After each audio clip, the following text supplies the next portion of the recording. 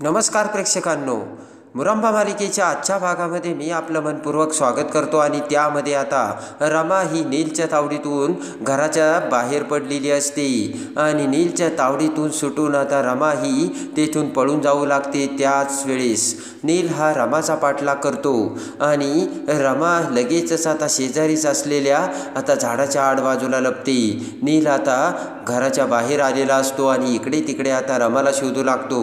त्याच वेळेस आता नीलला एक फोन येतो। तेव्हा आता नील म्हणतो की उद्या येतोय ना, त्याच उद्याची मी वाट बघतोय आणि ठेव असे म्हणत आता नील फोन ठेवतो आणि रमाला बघत आता पुढे निघून जातो। इकडे आता रमा त्या ठिकाणी लपलेली असते। इकडे आता सीमा ही देवासमोर आता फूल ठेवून आता देवाची पूजा करून आता हॉलमध्ये पाठीमागे फिरून येऊ लागते। त्याच वेळेस आता सीमाचा पाय लचकतो आणि पटकन आता सीमा ही खुर्ची घेऊन खुर्चीवर बसते आणि आता सीमाला त्रास होऊ लागतो। तेवढ्यात आता माही तिथे पळत येते आणि म्हणते की क्यूट आंटी काय झालं? तर आता सीमा ही तिला त्रास होत असतानाच म्हणते की काही नाही ग, थोड्याशा मुंग्या आल्या। तर आता माही म्हणते की किती वेळा मी सांगितलं युरिन ॲसिडची टेस्ट करून घेऊयात, तर सीमा म्हणते की तसं काहीच नाही। सीमा आता माहीला म्हणते की देवळात जायचंय, देवाला प्रसाद द्यायचा आहे ना। तेवढ्यात आता माई म्हणते की अगं क्यूट आंटी तू कशाला जातेस, तुझी तब्येत बरोबर नाही आहे, थांब मीच जाते। तर आता सीमा म्हणते तू, तर माई म्हणते हो। माई म्हणते हे बघ क्यूट आंटी तू माझ्यावर विश्वास ठेव, मी सगळं काही व्यवस्थित करते आणि माझ्यावरती तू विश्वास ठेव आणि मी बघ अगदी व्यवस्थित सगळे काही देवाची पूजा करून पुन्हा परत लगेच येते। आणि आता लगेच माई हे पूजेचे ताट घेते आणि आता माई ही पूजेचे ताट घेऊन देवळात जायला निघालेली असते। इकडे आता रमा ही शेजारीच असलेल्या स्टोअरच्या त्या जुन्या पत्र्याच्या खोलीमध्ये झोपलेली असते। रमाला ढोकला लागतो आणि त्यानंतर आता सकाळ होते। सकाळ होताच आता रमा पटकन डचकून उठते आणि आता उठून उभा राहत रमा म्हणते की काय करू मी आता, कुठे जाऊ आणि कोण आहे माझं या हक्काचं? तेवढ्यात रमाला आता तिच्या आईची आठवण येते। रमा म्हणते की आई आहे ना माझी हक्काची आहे ती आणि एकटीच आहे, तेव्हा मी तिच्याकडेच जाईल। आणि लगेच आता रमा विचार करते की चला आता आपण आईकडेच जायला हवं, असा विचार करून आता रमा त्या शेडमधून आता बाहेर पडते आणि रमा आता जाऊ लागते। इकडे आता मंगला मावशी ही तिच्या घरी तांदूळ निवडत असताना पटकन आता पंकज हा तिच्यासमोर येरझऱ्या मारू लागतो आणि मंगला मावशी आता पंकजकडे बघते आणि म्हणते की अहो काय चाललंय तुमचं, किती चक्रा मारणार आहे तुम्ही, जरा बसा बरं। तर पंकज म्हणतो की अगं मंगले बसायचं तर सोड, पण मी गादी घेऊन गेलो होतो ना, त्या घरी मी रमाचा आवाज ऐकला। ते ऐकून आता मंगला मावशी डचकते आणि म्हणते काय म्हणताय तुम्ही? पंकज म्हणतो की अगं मंगले ऐक, आपली रमा जिवंत आहे, मला वाटतंय की तिला तिथे कुणीतरी डांबूनच ठेवलंय। मंगला मावशी म्हणते की आपली रमा जर असती ना तर तिने एक फोन तरी केला असता। तेव्हा आता पंकज म्हणतो की तुला चांगलेच माहिती आहे ना मंगळे, आपली रमा आपल्या डोळ्यासमोर मोठी झाली। पंकज म्हणतो की मी किती जरी दारू पेलो आणि मला रमाने हाक मारली ना तरीसुद्धा माझी कान कधी चुकणार नाही रमाचा आवाज। आणि पंकज म्हणतो की आता काहीतरी केलं पाहिजे आणि आपल्या रमाला शोधून काढलंच पाहिजे। तर मंगला मावशी आता हात जोडतच म्हणते की आपली रमा जर असेल ना तर खूप बरं होईल आणि आपली रमा लवकर मग मिळायला पाहिजे। इकडे आता रमा ही रस्त्यांनी जात असते आणि आता रस्त्यांनी इकडे तिकडे बघत रमा जात असताना रमाच्या पायात चप्पलसुद्धा नसते। आणि आता मावशी म्हणते की हे बघा, आपली रमा आपल्याला जोपर्यंत भेटत नाही ना तोपर्यंत आपण कावेरीला नको सांगायला, कारण आपली रमा आई जिवंत आहे आणि हे जर कावेरीला कळलं तर रमासाठी ती वेगळी होईल। त्यापेक्षा आता तिच्या मनात काही विचार नाही आहे ना तोपर्यंत ते तसंच राहू द्या आणि आपण रमाचा नक्की शोध घेऊ। आता पंकज मंगलाला म्हणतो की हे बघ मंगले, मी तुला 100% सांगतो ती आपली रमाच आहे। मंगला मावशी म्हणते की पण आत्ता एवढ्यात कावेरीला सांगायला नको। विचार करत आता पंकज म्हणतो की ठीक आहे, मी आत्ता तर काहीच बोलत नाही, पण मी पूर्ण खात्री करतो, त्याची शहानिशा करतो आणि मगच बोलणार। तर मंगला मावशी म्हणते ठीक आहे। आणि त्यानंतर आता इकडे माही ही आता मुकादमांच्या गाडीतून ड्रायव्हरला घेऊन मंदिरात आलेली असते। मंदिराच्या आवारात गाडी लावताच आता माही गाडीतून उतरते आणि म्हणते दादा मी मंदिरात जाऊन येते, तोपर्यंत तुम्ही इथेच थांबा। आणि माही आता मंदिरात जाऊ लागते।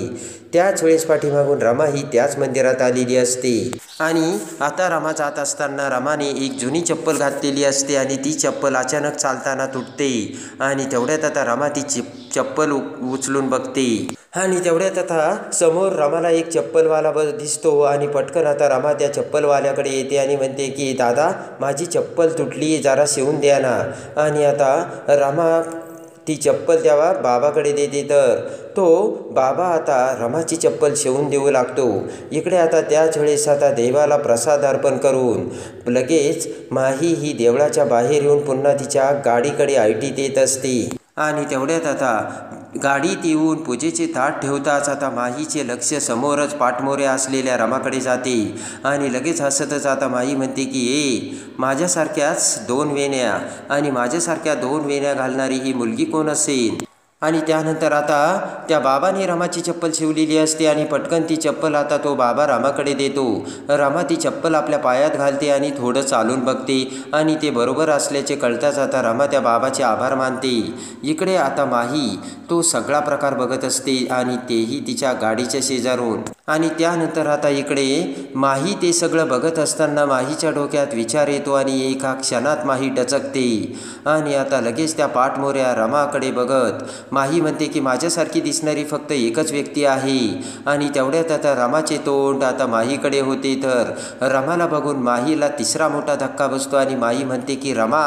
त्या क्षणी रमा जिवंत असल्याचे सत्य माही समोर आलेले असते आणि एकटक नजरेने माही आता रमाला बघत असते आणि लगेच आता रमा ही इकडे तिकडे बघू लागताच आता माही ही कारच्या दरवाजाच्या आतमध्ये तिचं अंग झोकावते आणि स्वतःला बचाव करण्याचा प्रयत्न करते. तर आता माही विचार करते की रमा जर जिवंत असेल तर अक्षय माझ्यापासून दुरावेल.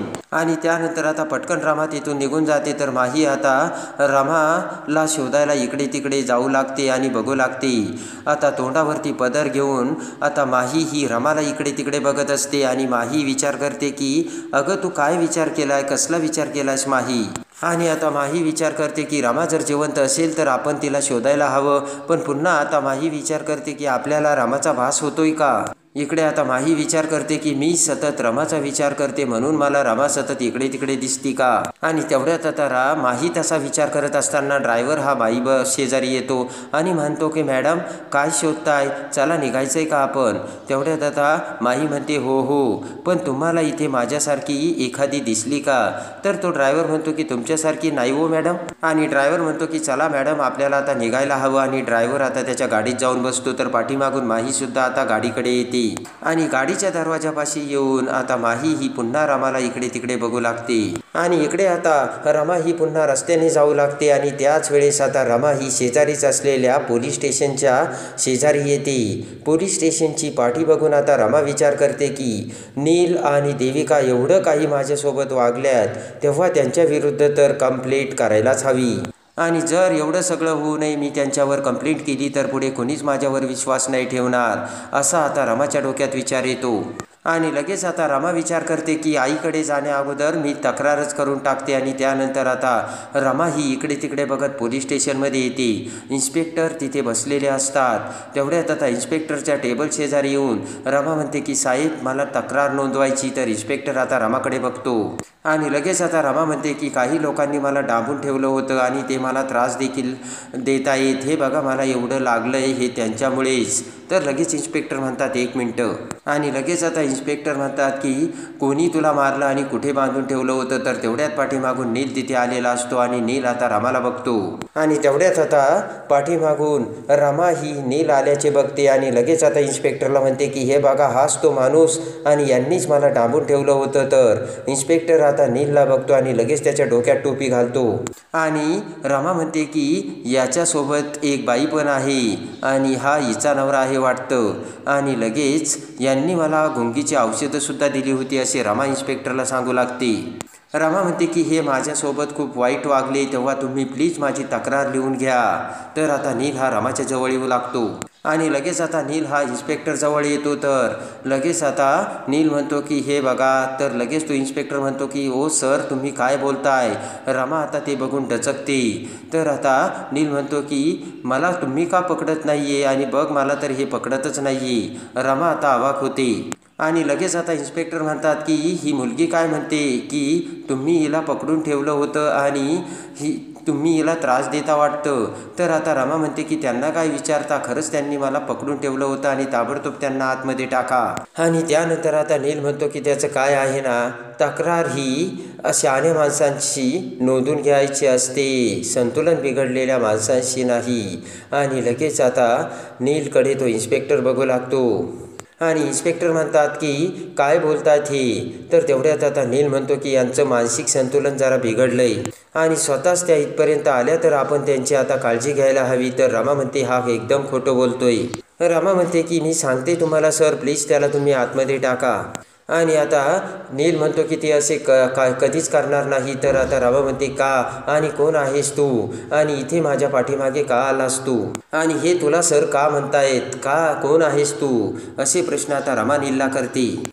आणि लगेच आता नील म्हणतो की इन्स्पेक्टर कदम सांगू का मी यांना कोण आहे ते, पण जाऊ दे, कहाणी मी अजून एक ट्विस्ट येईल तेव्हा रमा जाऊ दे चल, असे म्हणत आता नील रामाचा हात धरू लागतो. आणि लगेच आता कदम हसतच म्हणतो की सांगा सर मग. तर लगेच आता नील म्हणतो की एक्सकॉम पूर्वी मी पोलीस इन्स्पेक्टर होतो. ते ऐकताच आता रमाला मोठा धक्का बसतो. आणि इकडे आता माही ही दरवाजा उघडून बेडरूममध्ये येते. तर अक्षय आता त्याच्या बेडरूममध्ये उभा असतो. तेवढ्यात आता माही आल्याचे बघून अक्षय आता माहीकडे बघतो. तर माहीला मोठा धक्का बसलेला असतो आणि माही रमाचा विचार करत असते. अक्षय आता माहीकडे बघतो आणि म्हणतो हाय. तर आता माहीचं काही लक्षच नसतं. अक्षय पुन्हा आता माहीकडे बघतो आणि माहीकडे येत म्हणतो की माही अगं कसल्या विचारात आहेस.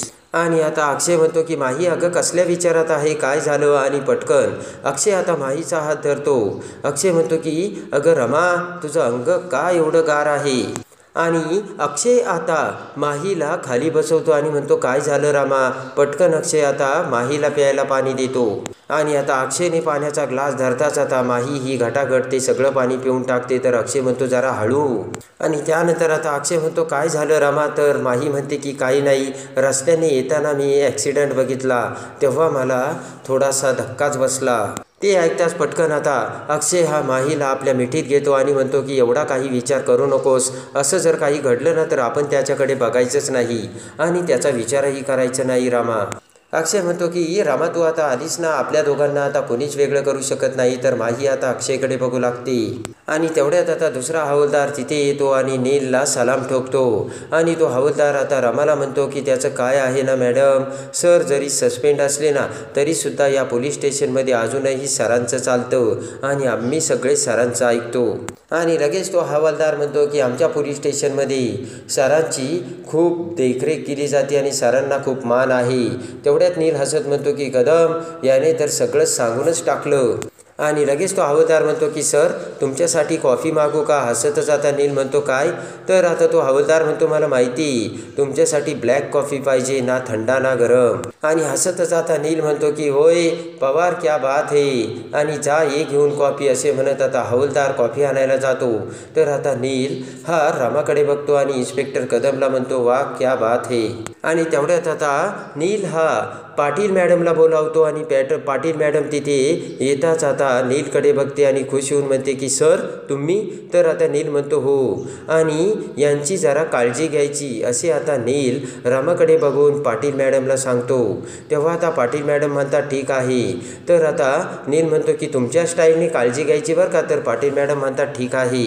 आणि लगेच आता पाटील मॅडम रमाला जेलमध्ये टाकतात. तर आता लगेच रमा म्हणते की तुम्ही मला असं आतमध्ये टाकू शकत नाही. अहो मी यांची कंप्लेंट करायला आली होती, तुम्ही मला का आतमध्ये टाकताय.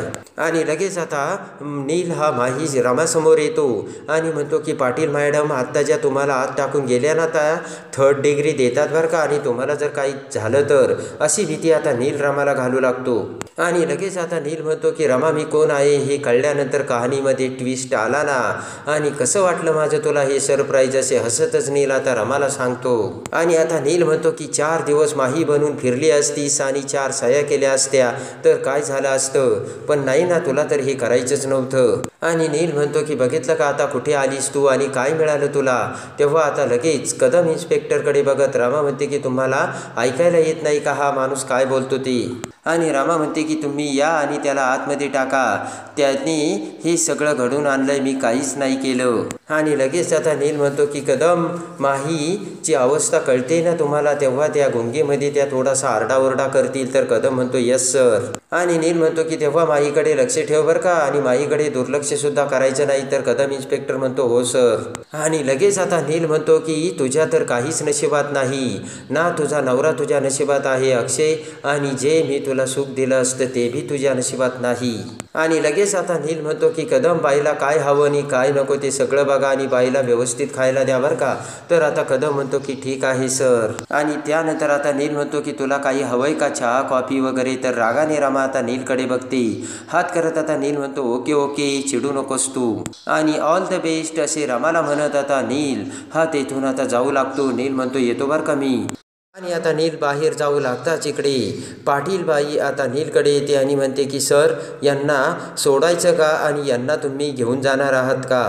तेव्हा आता नील म्हणतो की राहू द्या, त्यांना आजची रात्र इथेच राहू द्या. नील म्हणतो राहू द्या, त्या आजच आले आणि यांच्या डोक्यावरती परिणाम झालेला आहे. आणि लगेच आता नील म्हणतो की अजून त्यांचा आपण पाहुणचार करूयात ना, आणि नील तेथून निघून जातो. इकडे आता माहीच्या डोक्यात सतत रमाचा विचार चालू असतो, आणि आता रमाचा विचार करत असताना सगळा विचार करून माही ही आता सीमाकडे येते. सीमा आता माहीला म्हणते की काय झालं माही, तू एवढा का बारीक चेहरा केलायस. तेव्हा आता सीमाचा हात धरून माई म्हणते की क्यूट आंटी, मला वाटतंय की अक्षयला आपण सगळं खरं सांगितलं पाहिजे. तेव्हा आता सीमाला मोठा धक्का बसतो. सीमा म्हणते की काय बोलतेस तू, आणि आता माहीला अजिबात राहावत नसतं. आणि इकडे अक्षय हा गार्डनमध्ये असताना माही आता अक्षयकडे येते, आणि तेवढ्यात आता अक्षयकडे येताच अक्षय हा माहीचा हात धरतो. तर आता माही ही अक्षयकडे बघते आणि म्हणते की मला तुम्हाला काहीतरी सांगायचं आहे. तर अक्षय म्हणतो काय झालं.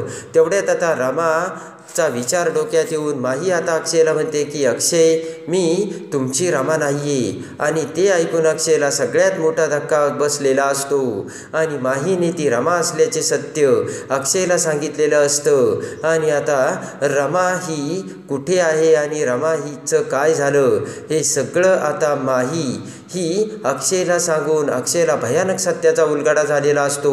आणि माही ही आता रमा नाही तर ती माही असल्याचे सत्य अक्षयसमोर आलेले असते.